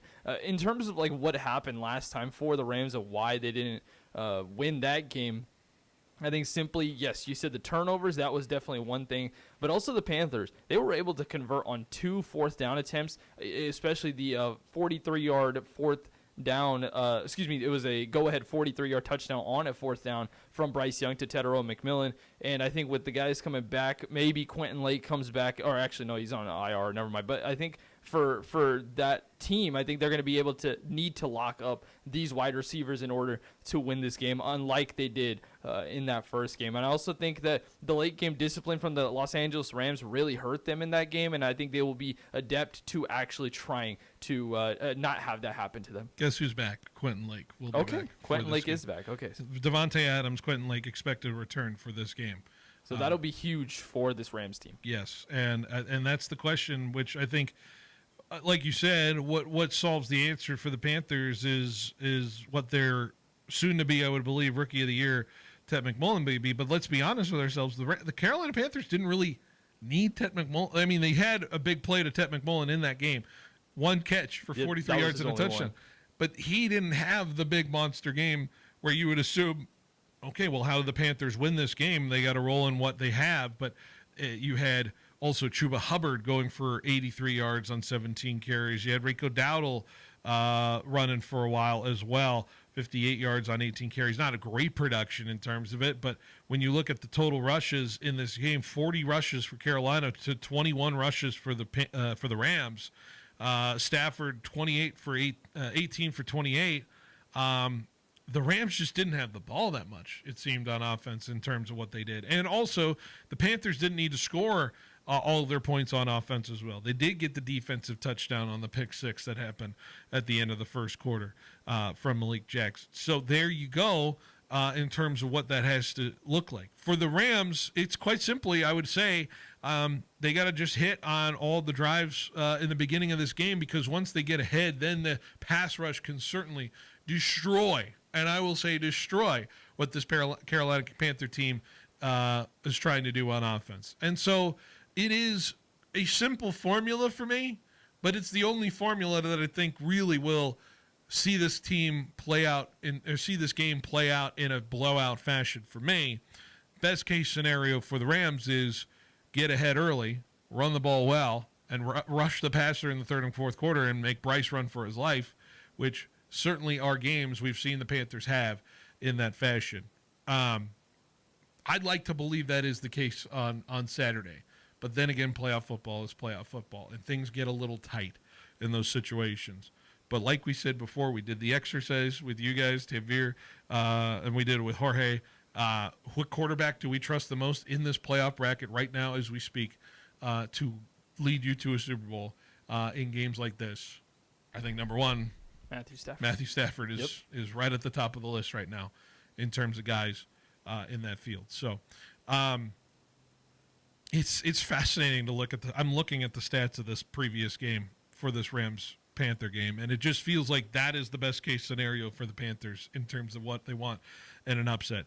Does lightning strike twice again in Charlotte? That is the question that I think needs to be answered in terms of that. But where is the game won in your mind, guys, in terms of this one for you? Is it when the Rams have the ball, or is it when the Panthers have the ball? I think it's going to take a little bit of both. I think matching the game script that happened in that game is going to be crucial for this team. Getting turnovers is a must for this Panthers team, but also running the football is going to be necessary. I think they haven't really ran the football as well as they were doing in the middle part of the season over the last couple of weeks. And then the last thing, I think they need to have a lead into the end of the third quarter. The 3 games, they've lost 3 of the last 4. The one game they won, they had the lead going into the fourth quarter. The other 3, they did not. And so I don't think that this team can necessarily come back if they were to go down in the first half or go down in the third quarter. So I think those are the 3 keys for the Carolina Panthers. The Rams are just going to have to play their game. I think the Rams are really good at running the football. The Rams are really good at stopping rushing attacks, and I think that they've been kind of exposed in the passing game. And so if they are able to stop those things, the Rams will easily win this one. I think the Panthers, it's going to take a lot for them to come back and win this game. I think they're going to need a great performance out of Bryce Young, which he has not had over the last 2 games. Only the drive chart's interesting because you have some games where you have drives kind of go 1 or 2 minutes and you flip it back and forth. This drive chart, if you look at the game in terms of it, the Rams had only 3 possessions the entire second half of that Panther-Rams game, if you want to look at something crazy like that in terms of it. And one of those drives ended in a punt. That was the only drive they had in the third quarter, and the time of possession was insane in terms of Carolina's side of things. They had each of their scoring drives 4.5 minutes, 7.5 minutes, 6.5 minutes, 3.5 minutes. One of the possessions they had to punt on went 8 minutes, which just doesn't even math out right to me. But it's crazy. Like, I'm just looking at it. And the Panthers just dominated on those third down conversions, like you said, Tanvir. Fourth down conversions, 7 for 15 was Carolina in the third down conversion territory in terms of it. And ironically enough, Carolina got into a lot of penalty situations where then they eventually converted on those situations that they got penalized on. They had 7 penalties for 70 yards in this game last time as well. The Rams didn't. They just had one false start, I want to say, in this football game the last time they played. So, ironically enough, when you get penalized, sometimes if you can make it up on the back end, that also leaks out more time on the clock in terms of it. And the Panthers are going to want to sit on this clock as long as they possibly can. And so McVay's going to know that. My question is, how can they bottle up the run game in terms of it early, not let it get rolling, not let the Panthers go downhill in terms of that as well. And Bryce Young, he's got a couple of scramble ability opportunities as a quarterback as well. But it's going to be a very big battle in order to see what the Rams can do in defending the run against this Carolina Panther team. That's the one I'm looking at as far as the matchup is concerned. I also have a scare in terms of their defense. They have allowed 30 points per game over the last 4 weeks, and we're not looking at some insane offenses. Sure, Seattle is a decent one, but you saw they didn't really score that many points against a low 49ers defense. The Buccaneers, the Falcons and the Cardinals, we're talking about 2 teams that have been in the L column. They're below 500. Both were able to get over 20 points against them. And the Lions, which, it's a good offense, but this is not a playoff team. So that is something concerning for the later parts of this playoffs. But for this specific one, especially with Quentin Lake coming back, I think this will be a big win for the Los Angeles Rams. I'm looking at their schedule. When's the last time they really truly bottled up a good offense? Can you count the Niner game? I'm not really. I mean, that's Mac Jones and Brock Purdy. I think is a much better quarterback than him. Jacksonville in London. I'd probably say Jacksonville in London is probably the best one because the Ravens was Tyler Huntley. I mean, they had 4 turnovers on Sam Darnold. But I don't know if you want to call Seattle a good offense. I think they are a good offense. I think they're a great offense. So that's why I think I would probably say that one. Yeah, because Well, yeah, never mind. I'm not going to convince myself Arizona's a great offense. No. That is Jacoby Brissett and the power of friendship. Who's the key player in the outside? I'm taking out Stafford. I'm taking out Puka. I'm taking out Devontae. If I'm taking out the obvious three, who's the one you're looking at? Is like he's going to win the football game for the Rams on Saturday. I'm going Kobe Turner. I think Kobe Turner had a great game against Seattle, and I think if they're going to stop this rushing attack, and I mean Bryce Young has been getting pressured a lot, even with the loss of his defensive or offensive lineman. I think Kobe Turner can really flip this game upside down, and I think that with him having a couple of good games over the last couple of weeks, I think he can come into this playoffs with some great pass rush. He had the forced fumble, or no, he had recovered a fumble in the last game. I think there's the more obvious couple of names. I think Jared Verse is what I continue to look at. I think I look at Byron Young as always. Fisk was phenomenal last year. It's funny to think kind of how he's phased out a little bit. Yeah, with Poona Ford coming in, Ford as well. He has really taken over that interior defensive lineman spot. It's just a matter, especially what do teams want to do in the playoffs? They want to control possession, which means your tendency is to want to run the ball more in the playoffs. You don't want to get a game away from you in terms of that. And so does that lend to a strength for the Rams when teams want to just get a little more conservative on offense in that sense of where they want to go with it? I think the Rams can be played into a strength for them because, outside of it, if we want to dissect game by game how the Rams defense has gone against teams that were a little more conservative in that sense, unfortunately, 93 yards to Bijan Robinson probably takes is a wart on what I'm trying to prove here. But outside of that, I think they bottled up Detroit's run game very well when they played Detroit. Those 34 points weren't coming from the ground game from Detroit's side of things. I think Seattle, outside of a big run from what's his name? Is it Walker? Kenneth Walker? Yeah, K9. Yep. Yeah, he had the big run in that Seattle game. But outside of that, I mean, it was a special teams play they gave up, and then it was Darnold through the air. I think 3 of the last 4 games, they've been really good run game-wise outside of the Bijan 93 yards against Atlanta. So I do think in that sense that is working for them. And that's why I think it's going to play out well for them because Carolina just cannot air it out as well as I think they would want to. So my logic tells me the Rams should win going away with this one, but we said that 6 weeks ago. So that's just the only thing that's like holding me back is like, what version do we get? And they've dropped some weird games over the last couple. Like Carolina, Atlanta were the 2 that I kind of look at that have kind of pulled me away from thinking that this is a surefire Super Bowl contender. They're currently sitting at second best in terms of odds of winning the Super Bowl behind Seattle. But again, like this is just a team that I feel like when they're playing great football, there's not many teams, or if any team this year, that can really stop them. Daniel, any thoughts on this game? I was going to bring up the fact that I think one of the most important things is something they found out later in the season is running through their tight ends more. Yep. Because I feel like that really started to work with them, especially starting with the Lions game. And I feel like them using that a lot more against this Panthers defense will definitely help them. It could be a mismatch, certainly, for that Panther defense, which, I mean, we know is the most prolific defense out there. But they got some guys. The secondary is pretty decent in terms of that. And Derek Brown's been phenomenal. He was great in the last game, too. So something to look for, certainly. Rams, Panthers opening the playoffs on Saturday. All right, let's take a break. When we come back, we're going to do a very special edition of the Bonatti Blitz. We're going to rank the 10 best games of the season in our own personal taste. So stay with us. A special Bonatti Blitz coming up next.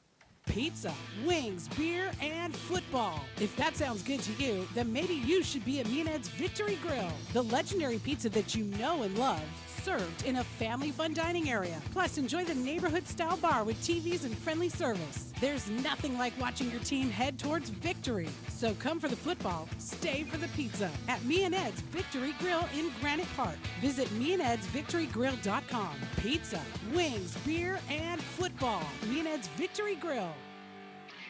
In 2026, the stakes have never been higher. Get ready, because we're giving away $4 million. From massive cash drawings to luxury prizes, this is your year to win big. $4 million in prizes, dozens of ways to win all year long. Only at Chukchansi Gold Resort and Casino, where every day could be the day. Quick, where can you find a great selection of Tempur-Pedic, Stearns & Foster, Serta, and Mattress First bedding? Easy. The same place you'll find adjustable beds, sheets, pillows, mattress protectors, and more. Sleep Retreat, inside fashion furniture. It's the same place you'll find 150 recliners, custom upholstery, leather sectionals, dining furniture, and even office furniture, not including thousands of decorating ideas that you're really gonna love. Fashion Furniture on El Paso, across from River Park. There's nothing like it in all of California. Looking sharp shouldn't break the bank. At Fresno Suit Outlet, everyone knows we're the home of the 3-suit deal, and for good reason. You'll get 3 suits, 3 shirts, 3 ties, 3 belts, 3 pairs of socks, and 3 hankies, all for just $3.99. And shoes start at just $39.99. Now at their new location, 5135 North Blackstone, just across from the original spot. Same incredible deals, same unbeatable value. So why shop anywhere else? Fresno Suit Outlet. Check out the new location today.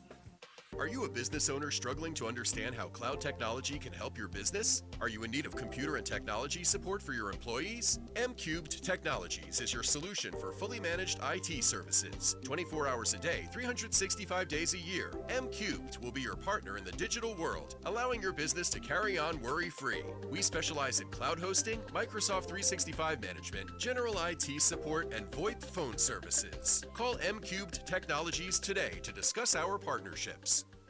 Back the birds, Fresno. Don't miss another week of Fresno Pacific University Sunbirds action at the Special Event Center. Dribbling with the left hand. She's going to fire another 3. That one good as well. 3 straight threes on 3 straight possessions. All games are just $10 for fans 18 and older. 17 and under get in free. Back the birds, Fresno. Catch both men's and women's basketball before the season wraps up. Don't miss the excitement. For schedule and ticket information, visit fpuathletics.com today. See you there. Introducing The Sidebar, a brand new open-air beer garden at Me and Ed's Coney Island Grill in River Park. Experience a new way to catch a game, hang with friends, and enjoy new appetizers, char-grilled burgers, salads, wings with over 10 house-made sauces, and of course, world-famous Me and Ed's pizza. Thirsty? Try our self-poured taps with over a dozen craft beers, wines, ciders, and craft seltzers. Plus a full bar with an impressive selection of tequilas, whiskeys, and craft cocktails. The Sidebar at Me and Ed's Coney Island Grill, now open in River Park. Life gets messy, but your space doesn't have to. We are Rise and Shine Janitorial and Commercial Cleaning Services, where we clean because your time is important. From offices to schools to medical facilities, Rise and Shine handles it all with our trained staff and high-performance standards. Big jobs or small, Rise and Shine will never lock you into a contract. So let us take the stress off your plate. Contact Rise and Shine Janitorial and Commercial Cleaning Services. Call 559-649-5391 or visit riseshine559.com.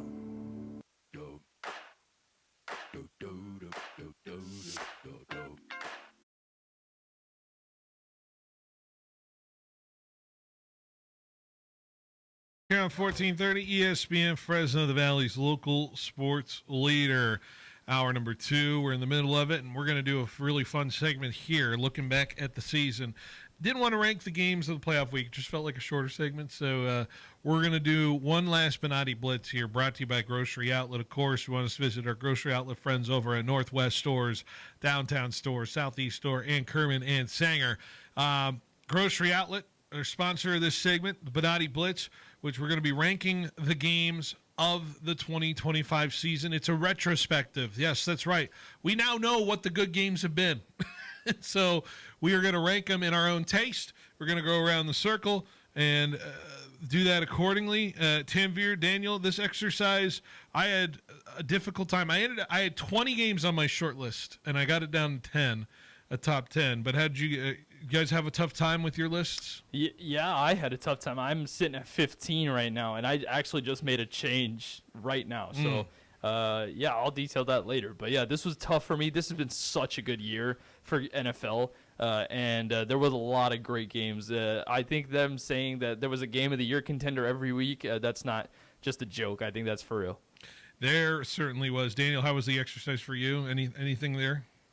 Yeah, I mean, because I barely found out we were doing this right when I got here, so Probably I had the about, easiest way to do it. Yeah, I had about 13, 14 games, so it was pretty tough. Once I got to like the 9-10 area, I had to figure out what to cut and what to what's an honorable mention. Yeah. Well, do you guys want my honorable mentions first, so then you know what's off the table, or do you want them after? How many are we gonna do? Yeah, let's just do it now. I have my 10. I'm just gonna blow through them real quick. Sure. So I have my 10 here. Honorable mentions. I have Colts and Broncos week 2. From that made field goal when they had leverage. I have Steelers Ravens from 2 days ago. Sorry, that's not making it. Broncos Giants from Denver. The bonkers comeback for the Broncos. I have Raiders Jags overtime in Vegas. That was a fun one. A little sicko one there. I have Bucks Patriots. I thought that was a really fun game with the big plays and everything. I have Broncos Commanders Sunday Night Football week 13. Chargers Eagles. Turnover fest on Monday night. I remember that one. Pretty insane. Bucks Falcons Thursday night, week 15, when the Falcons came back. Bills Patriots week 15 when the Bills came back. That one hurts for me, so I don't know if I can put it on the top 10. Patriots Ravens when the Patriots came back in week 16 is there on the short list. Just barely made the top 10. You guys any others I didn't mention? Yeah, some of these might be on your guys' list. We'll see. I have the Lions Giants game where Jameis had that catch. And it went into overtime. That was a super fun game. Yeah. Packers Cowboys tie I have outside my list. Cowboys beating the Giants 40-37 in week 2. Okay. That almost made my list, but I didn't end up putting it in there just because I feel like it was inconsequential. Bears Bengals 47-42. I don't have on my list. And this is an underrated one. Panthers Falcons week 11. The Rico Dowdle almost touchdown game 30-27 in overtime. What do you got? Anything else there, Daniel? So I got 3. Just real quick. Let's rip them real quick. Yeah. Unk Bowl. Okay. And then Vikings Bears week 1. Okay. All right. Let's see what our top 10s are. We'll share them here. We'll go 10s, then 9s, and we'll see how it kind of goes. Here we go. 10. Let's go. But I Blitz top 10 games of the year. Different qualifiers for everyone, but who cares? It's going to be a lot of fun. And my number 10 game of the season was the Unk Bowl. Yeah, it makes my top 10. I had fun with this one, man. Flacco and Rodgers dealing back and forth, the swinging of leads and momentum changes in a battle between two teams that, at least at the moment, we thought were going to be in the conversation of a playoff. One team did, one team did not. But I enjoyed the Bengals and Steelers in Week 7. It was an innocent time back then, and this deserves to be in my top 10. Yeah, I took out the Panthers-Falcons at number 10 to put this one at number 10. I'm going to go with the Jaguars versus the Chiefs on Monday Night Football. It was a 31-28 game. I think the end of that game, not only with the pick 6 from Josh Hines-Allen, I believe it was. No, it was Devin Lloyd. Devin Lloyd, right. But the Trevor Lawrence trip and touchdown, that is iconic for this year. So give me that at number 10. So for my number 10, I chose Steelers-Jets week 1. I just thought, it was Aaron Rodgers' first game against his old team that, he didn't exactly enjoy being there. And this was arguably the Jets' best offensive game all season, where we actually got to see them be productive. So that's why I chose 10, looking back at it. On principle, I couldn't put a Jets game anywhere near this list. Anyways, next up, number 9, I had the Patriots and Bills week 5, when the Patriots said, hey, we're a contender in this league. When Josh Allen, of course, throwing a pick in the red zone. The Patriots were up double digits at point. Josh Allen coming back in some form or fashion. And then Drake May with a ridiculous throw with a defender on him right before the 2-minute warning to find Stephon Diggs, leading to a game-winning field goal, and said, hello, New England is a contender here, at least in this AFC East, or someone needs to pay attention to this Patriots team. It was their announcement to this league, and it certainly stuck the rest of the way. Patriots-Bills, week 5, number 9. Yeah, number 9 for me happened a couple of weeks ago. It was the overtime game between the Bears and the Packers, where Caleb Williams was able to hit a massive game-winning touchdown to DJ Moore to end that game. Yes, Jordan Love was out in that game, but that was a cool back and forth. I know it was a low-scoring game, but that overtime was absolute cinema. So, yeah, that was my number 9 game of the week. The year, I should say. There you go. My number 9 was Jaguars-Cardinals from week 12. I think that game was just a shootout. They were going back and forth. Granted, there was a lot of defensive stops, but it ended on a game-winning field goal, and it was just. I remember I watched that game, so it was pretty exciting for me to watch. Overtime. There you go.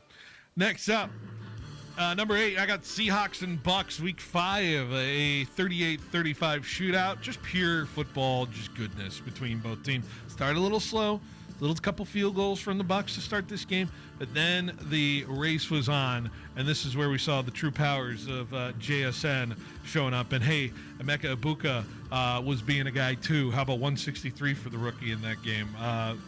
Man, I wish we had this version of the Bucks later in the year. Unfortunately not, but it was fun to dream what kind of matchup this could have yielded moving forward. Bucks scoring 10 points in the final minute. Fantastic game. Yeah, the criteria for me was, an iconic play mixed with a great back and forth performance. But I don't think this game necessarily had an iconic play.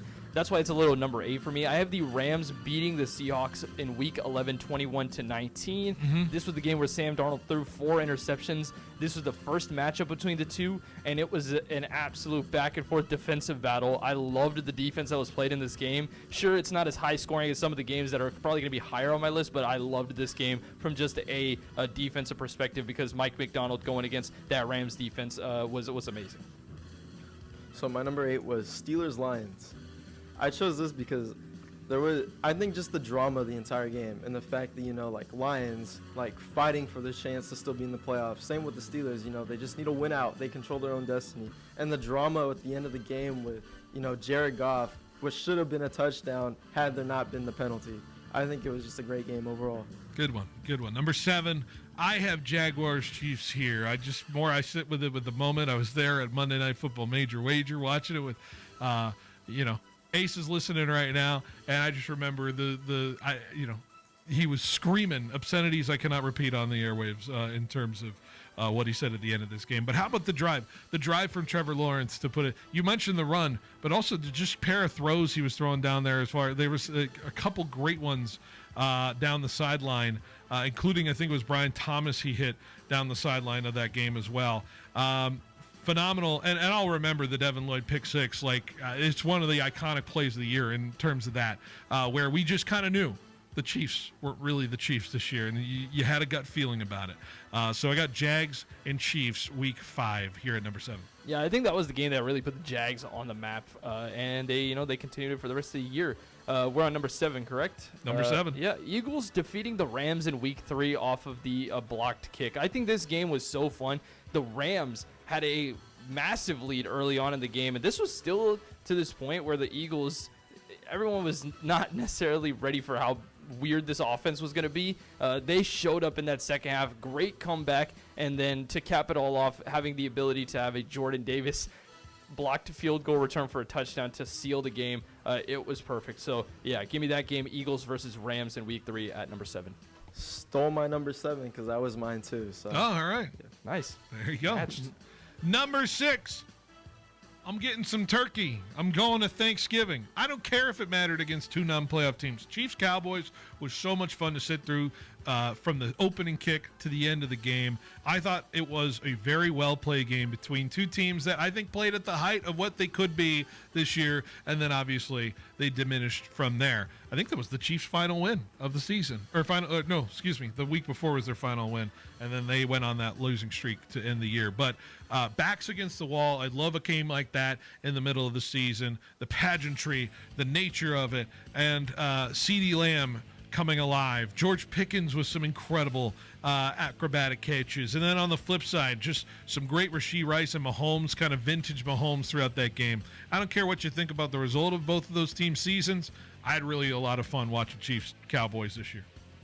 Yeah, that was the one game I was thinking about putting, but just way too far down my list. I think there was just way too many great games. Number 6 for me is a game you listed earlier, Bucks versus Seahawks, 38-35. This was a shootout of all shootouts. I think that this game was insane. You had Sam Darnold throwing the pick at the end of the game for the Bucks to win, and this is when we thought the Bucks were going to be legitimate Super Bowl contenders after going to Seattle and winning that game. Such a fun matchup, and some great offense and defense from both teams. Jackson Smith-Njigba and Emeka Egbuka both going back and forth with insane stat lines. So, yeah, that is my number 6 game of the year. My number 6 game of the year was Falcons-Buccaneers from Week 15. I like it. I chose this because, that game looked like early, this was one of these games where we were still believing in the Bucs a bit. Baker, we were still on the Baker high. And then, the Falcons come back in the fourth quarter to score 14 points and have that game-winning field goal to seal this game. Crazy stuff. Number 5, I had to put just one bonkers game of the year. And to me, that bonkers game is Week 9 Bengals-Bears. I can't ignore the fact of what that game turned into when it was, at one point, 27-24 Bengals in the third quarter, and then the Bears go on this big scoring burst, get up 14 with about 2 minutes to go, and then Joe Flacco said, hold on, I got it all handled here from there, and the Bengals end up scoring 2 touchdowns after an onside kick between them, only for the Bears to find Colston Loveland down the middle of the field and go 58 yards to win 47-42. Monangai went insane, 176 yards on the ground, and I would watch that game over and over again in terms of it. How do you lose having T. Higgins, Jamar Chase go for 100+ and have Joe Flacco go for 470? Insane stuff. Yeah, that game was so fun. I know people might be mad I didn't list it, but I feel like that went on the side of incompetency versus an actually very fun game. I needed one of those in there. Hey, no, I think so. This is a game that you left off that I was surprised. Steelers-Ravens, Week 18, 26-24 was my number 5 game of the year. When you talk about massive plays in that fourth quarter, not only did you have 1 but 2 massive Lamar Jackson passes outside the pocket to Zay Flowers in the late stretches of that game. Aaron Rodgers showing that he still has it in him to come back and win games. Kenneth Gainwell and Jalen Warren both had great games, and then you had the moments, missed extra point, and then the missed field goal by Tyler Loop to cap it all off. That is my number 5 game of the year. It was the best game of last weekend. My number 5 goes to Packers-Bears Week 16, that overtime game. I know he already explained it earlier, but I love the sequence of events that went into that overtime, and just the fact that Caleb Williams just throws one down there, basically. He just says, F it, someone's got to be down there. Okay. And, yeah. And there we go. Just to push back on your Steeler-Raven, I just do recall watching with friends and them saying, why are we getting this game at this time? For about 2 quarters. And that's the only knock against That's hate. That's fine. It was not appealing football from 10-3 before it, but that's just me. Sure. All right. Next up. Appealing football in Santa Clara is next on my docket at number 4, and that was in Week 17 between the Bears and the Niners in a shootout between 2 quarterbacks that may be doing this for the next 10 years. I'm calling it now. The next great NFC rivalry between Caleb and Purdy.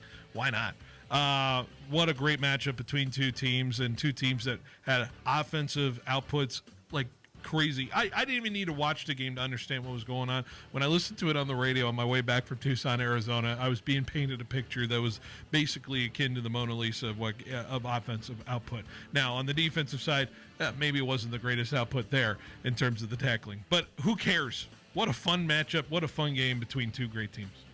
Yeah, I have another 49ers game, but not the one that you have. My number 4 is 49ers beating the Rams in Week 5. 26-23. If you look back at that game, everybody thought there is no way the 49ers can win this. Mac Jones is going there. No Ricky Pearsall. I don't think George Kittle played in that game. No Nick Bosa. But my goodness, this was a game where the 49ers got out to a lead. The Rams had a weird start, but started climbing back, had everyone healthy, and then when you thought that the 49ers were finally going to lose this game, 2 massive plays. One, the fumble of Kyren Williams at the end of the game where we thought the Rams were going to take the lead, and then the 4th down stop in overtime. I think that is probably my favorite moment of the year as a 49ers fan, but that is landing at number 4 for me as the best games of the year. Yeah, number 4 for me is a game I feel like some people really forgot about, which was Ravens-Bills Week 1. I feel like looking back at this game, it's a lot of foreshadowing for this Ravens season, just how things went, and just with this game in general. This game was fun to watch. I was hate watching this game, obviously, but I was just seeing the Bills come back and just beat the Ravens in that fashion was great. Trust me, I didn't forget because I have it at number 3, Bills and Ravens, Week 1. It's sitting there right as it sits. And, it's certainly a matchup that a lot of people were like, is this the kind of season we're going to get? And apparently that's the kind of season we were going to get between these 2 teams. And it shows the height of the power of the Buffalo Bills in terms of that, but also maybe the flaws of these 2 teams, certainly, when it comes to it. But Josh Allen, 46 throws in this 394 yards, 2 touchdowns at the height of what he can do, and he is a scary prospect when it comes to when you are leading by double digits against him in the fourth quarter. And a microcosm a little bit of what the Ravens season had turned into, where you felt like they had it in the bag in some form or fashion, and then poof, it's gone, and now they don't have a coach. Yeah, people might have forgot it. Not us too, though. I also have Bills versus Ravens at number 3. People might forget what happened in the game. Yes, the Derrick Henry fumble did change the game and gave the Bills the chance for the victory. But I also wanted to highlight that 4th down tipped touchdown to Keon Coleman at the end of the game was absolutely insane for the Bills to come back in that fashion. Josh Allen and Lamar Jackson put out a performance that solidified themselves as top 4 quarterbacks in the NFL, even top 3 to me. And when we talk about starting a season off right in primetime, this is the game that really put that on the map. And so Bills versus Ravens is my number 3 game of the year. My number 3 game of the year was Bears-Niners from Week 17. I watched that whole game. I was just entertained that entire time. I felt like I was watching a playoff game watching that game, and just watching these 2 quarterbacks go back and forth. It made me really appreciate Caleb Williams a lot more, and I think that was why I chose this on number 3. Number 2, I have Niners-Rams Thursday night here, and if you want to write a story about a game, and this has the best storyline going into it, in my opinion, of what happened versus what was expected going in, everyone, and I mean everyone, and I was there personally, everyone in the press corps had no faith that the Niners would end up winning this football game. We were ready to see a car crash, and what we got was Ferrari versus Ford in terms of that. And what a phenomenal game plan, epic coaching from Kyle Shanahan in this football game. Even Steeler legend Marquez Valdes-Scantling got a catch in this football game for the 49ers at one point in terms of it. They were calling on everybody, but the Niners with just big-time plays left and right. Mac Jones looked like he was, out there and, just a soldier at war when he was getting killed every which way. And outside of that, even outside of the inability to run the football in this game, the Niners finding a way to get turnovers when they needed to, which has been something that has eluded them all year. This is the game they got it, and this is the game that has them, I'm sure, in a conversation for being a legitimate contender in the postseason. So what a win in SoFi Stadium. Yeah, again, as I said, favorite moment of the year, it's that Rams game, those 2 moments. But my favorite game for the 49ers this year is 49ers defeating the Bears 42-38. Caleb Williams and Brock Purdy were absolutely ripping the ball down the field. Christian McCaffrey had a great game. DeAndre Swift had a great game. Luther Burden and Colston Loveland came out, and Ricky Pearsall was absolutely shedding defenders. And so from an offensive perspective, sure, the defense wasn't there, but this was the bonkers game that I had to put up there. And for the game to end in the way that it did, Bears get a field goal after scoring touchdowns all game long. Jawan Jennings with the game-winning touchdown right before the 2-minute warning, or right after the 2-minute warning, and then Caleb not being able to connect on the last play of the game. I think it's just the stuff of cinema when we talk about this season. So that's my number 2 game of the year. So my number two game goes to Rams Seahawks from Week 16. With that game went into overtime. I love that game. I remember talking about this game like on air before. It was a Thursday. And we were talking, I mentioned how this was supposed to be game of the year. I was seeing TikTok edits about it. Everybody was hyping this game up, and it did not disappoint at all. I remember I was at work. I had to sneak my phone to watch this game, but I loved it. Oh, trust me, I had to see my phone watching this game too. Because there's zero trust with what is going to come out of this man's mouth. I don't trust what he's just at number 1 here. The guy is trolling. I certainly will believe it. I swear to God, if you have Broncos Jets in London, I'm going to kick you out of the show. I already know what it is. I didn't even look, but I know what it is. Hey, Tanvir, who do you have at number 1? It's same as you. Seahawks and Rams. There you go. Week 16. We know what it's about. A game that we thought was over. Certainly then ended up not being over. And maybe the most consequential play in NFL this season was a ball thrown off a Jared versus helmet for a 2-point conversion.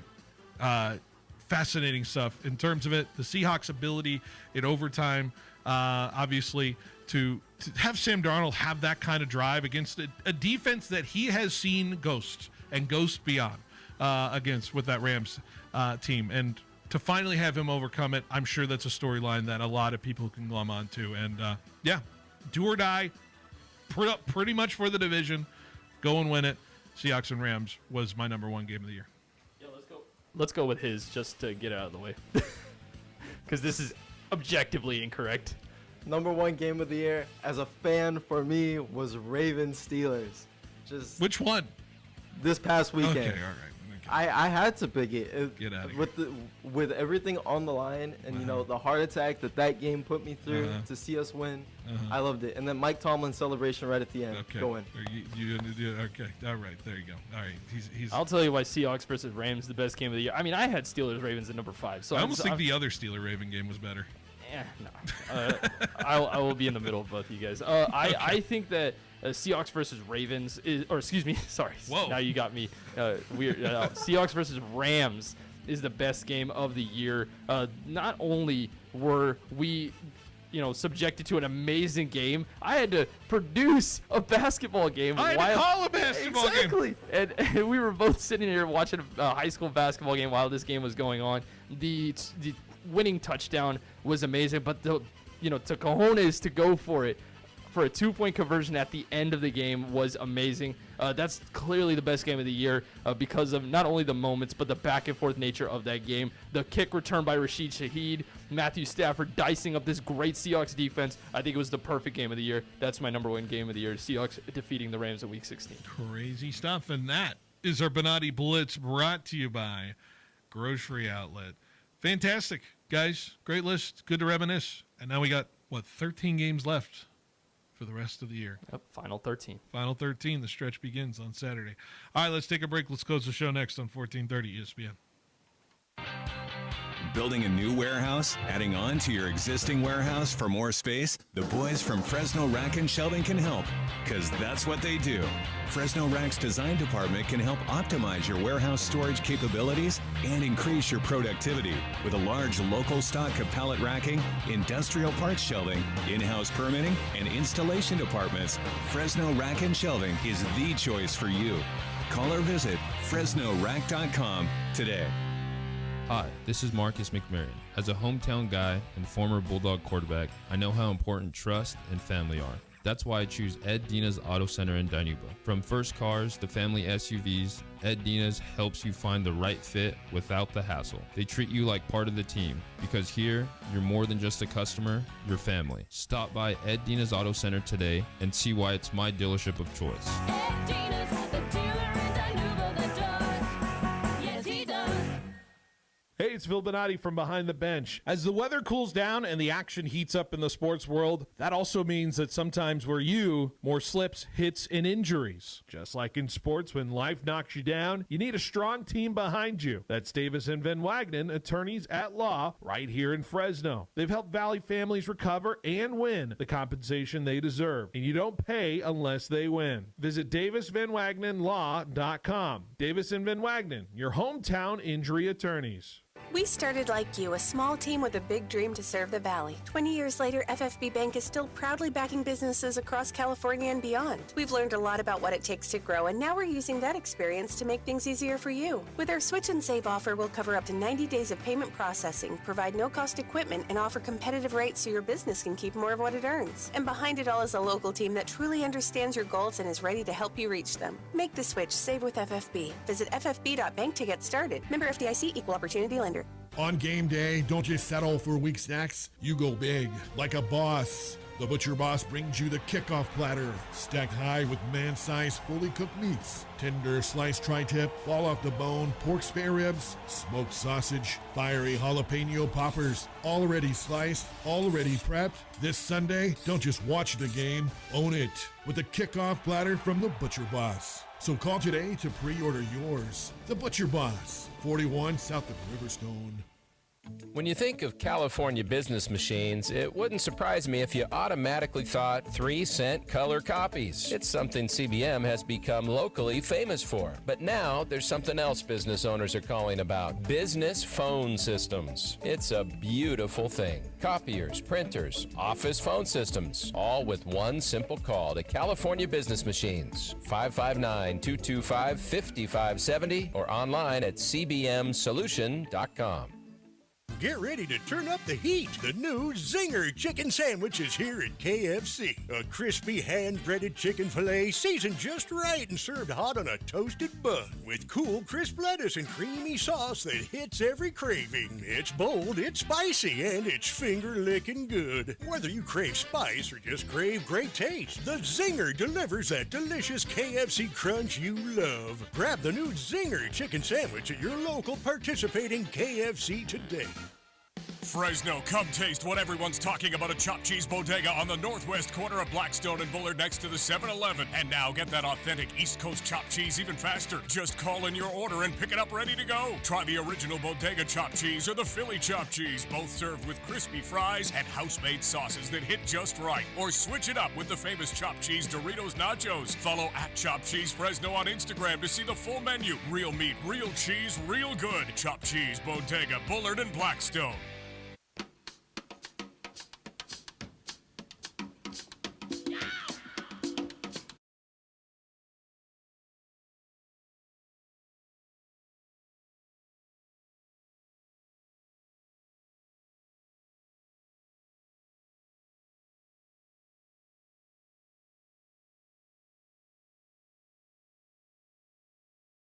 To Behind the Bench here on 1430 ESPN Fresno, the Valley's local sports leader. A little bit more time before we say goodbye.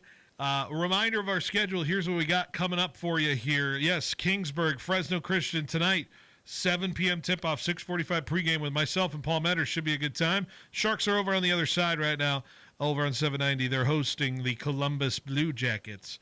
Tomorrow, we have a full show. I thought we had a 1-hour show. Unfortunately, we had our schedules mixed up.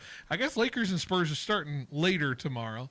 So that means we will have the opportunity to have 3 hours tomorrow. So there you go. 3-hour show, 3 to 6 p.m. We'll have Behind the Bench, one full show there. Lakers and Spurs to follow from San Antonio. Sharks and Kings are over on 790 tomorrow as well. Tony's going to have a show 2 to 3. Thursday, we'll have Tony's show 2 to 3. Well, on my show, just 1 hour on Thursday, we will be at Fashion Furniture, our glorious return to Fashion Furniture. We haven't been there in a couple of weeks, so good to be back there. I have, on a good authority, we have secured our Student Athlete of the Week interview for that time slot, so should be good. So I'll review that tomorrow. Fiesta Bowl semifinal. Tim Veer, I don't know how many more shows you're going to be here with us for this week. Do you want to give a Fiesta Bowl prediction? Ole Miss and Miami? Yeah, I'm not going to be here all week, but sure, I'll give you. I think that Ole Miss is going to take it all the way. I think they've the whole way. I think they're going to get to the championship. Okay. I think that team was. I mean, they are so incredibly constructed. I said it before this playoff started. I think that team is still ready to make a run, and they even exceeded my expectations by beating Georgia in that quarterfinal game. I think they will beat Miami, and on the flip side, I think Indiana is going to get it done. They beat Oregon earlier on in the year, and I think that Fernando Mendoza is just playing on a different level. Raiders fans, you should watch this game if you are looking forward to this draft. Don't care about the NFL playoffs. You got to care about this Oregon versus Indiana game because Dante Moore's on the Oregon side, Fernando Mendoza's on the Indiana side, and both of those guys could be your next future quarterback. Tim Veer, I thought LSU had a better chance of winning the national championship if you go there and coach them, right? I thought you had a better chance. Yeah. To win the national championship. They said something about it's a better program or something. You never know. Is Ole Miss the people's favorite now, or is it Indiana still? Oh my God! I feel like if you get Indiana versus Ole Miss, I don't think people would care. I think more people would like. It's great either way, right? I think people that are negative would like Ole Miss to win, and the people that are positive would like Indiana to win. Yeah, because they like the haters want Ole Miss to win. Exactly, that's what it is. The people who just want college football and the sanctity of college football, at least to feel good about themselves, Indiana's the team. For sure. If we get Oregon, Miami, I don't know what to do in my head with that one. Yeah, that would be crazy as well. I'd probably root for Miami at that point. Just go all the way at that point. I love the Canes. I love the Canes. We have both semifinals Thursday, Friday. That's going to be at 4 o'clock each day. And then we have the entirety of the NFL playoff slate all weekend. Paul Mender's going to have a Central Valley Sports Report 10 a.m. to noon. And then following that, all on 1430, Panthers, Rams, Bears, Packers. Then on Sunday, how about this slate, Tanvir? Jags, Bills, Niners, Eagles, Chargers, Pats. And then why don't we cap it off with a Monday night Steelers-Texans game and then find out where we are in the divisional round by then. But should be a good... Can I rip off my predictions real quick? Because I'm not going to be here. Yeah, what do you got? All right. Niners are going to win. The Jags are going to beat the Bills. Texans, Patriots, Rams, Bears. I think I have the exact same, but I'd have to check that. I might be flipping between Steelers, Texans. We'll see. Bills, Jags, Niners, Eagles is tough. Yeah, it'll be tough. All right, Tanvir, I got to roll. So let's wrap up the show here. Good show. We'll see you tomorrow at 3 o'clock. We'll see you tonight. Kingsburg, Fresno Christian. Tune in. 6:45. We'll see you then. Want to work somewhere fun, flexible, and rewarding?